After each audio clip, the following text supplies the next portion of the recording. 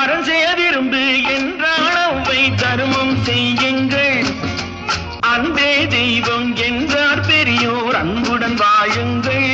யாரும் தீமை செய்தாலும் நீங்கள் நன்மை செய்யுங்கள். யாரும் பொய்யை சொன்னாலும் நீங்கள் மெய்யை சொல்லுங்கள். நேர்மையாய் வாழ்வதில் தோல்வியே இல்லையே. தங்கங்களே, நாளை தலைவர்களே, நம் தாயும் மொழியும் கண்கள். சிங்கங்களே, வாழும் தெய்வங்களே, நம் தேசம் காப்பவர் நீங்கள்.